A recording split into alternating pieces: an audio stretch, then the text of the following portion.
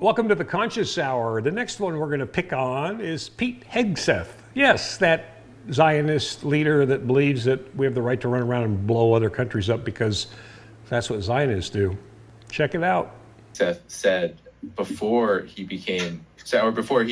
took the official position, before he was started his tenure as Secretary of Defense. Here's what he said about war games with China. The Pentagon is in the book, the exact amount of years, but in the past X number of years, 10, 12, 15, the Pentagon has a perfect record in all of its war games against China. We lose every time inside the Pentagon war games.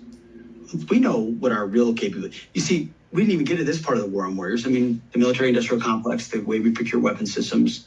We're always, the way our system works, the way our bureaucratic system works, where the speed of weapons procurement works, we're always a decade behind in fighting the last war. Whereas China, we have, with Rumsfeld say, you go to the war of the army you have. We have the army. China's building an army specifically dedicated to defeating the United States of America. That is their strategic outset. Take hypersonic missiles. So if our whole power projection platform is aircraft carriers and the ability to project power that way strategically around the globe. And yeah, we have a nuclear triad and all of that, but a big part of it. And if 15 hypersonic missiles can take out our 10 aircraft carriers in the first 20 minutes of a conflict, what does that look like? Yeah.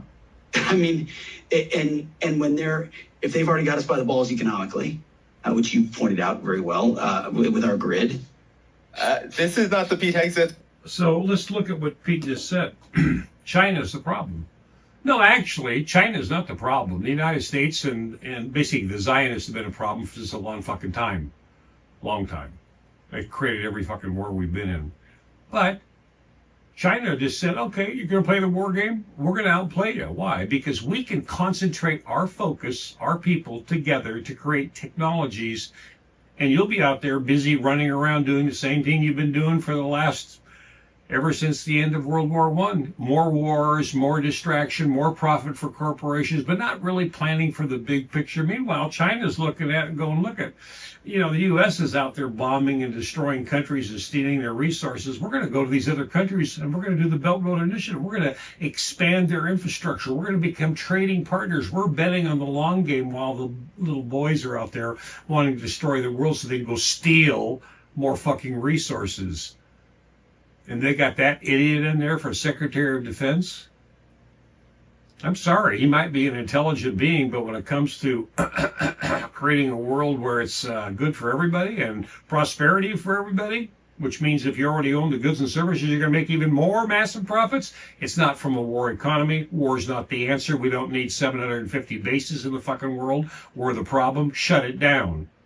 Now, all of a sudden, as soon as we shut it down, you think China's going to come and attack us? Are you kidding me? They're going to continue on the Belt Road Initiative. They're so far fucking ahead of us. We still have trains from the 1900s, braking systems, old clickety-clack trains.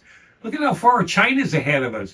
And then they're getting rid of all of our workers, okay? So now this country's going to crash. It's going to become another military-industrial complex. It already is, the mightiest one in the world. And we've got to get China. We've got to destroy the world because we're the captains. What the fuck? God, this game is so fucking old.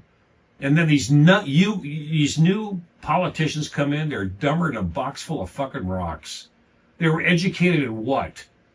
Let's see how much fun we can have. Let's see how much money we can make. And fuck it, geopolitics. Hey, the war machine, we can jump on this one. There's lots of money to be made. Till you get to the end of the world. And then you don't have anything. Greed the machine. Monopoly on steroids, folks. Haven't you figured it out by now? We can go to a debit and credit system in the world, end all poverty, end economic instabilities, and create a global economy. We can do it immediately. We don't need to wait for stopping the war or whatever. We stop the fucking thing and we reboot to 3.0. This is the Conscious Hour, folks. We need to pull our head out of our asses before we blow the fucking place up. This is the Conscious Hour, your Conscious Hour, to say you've had enough.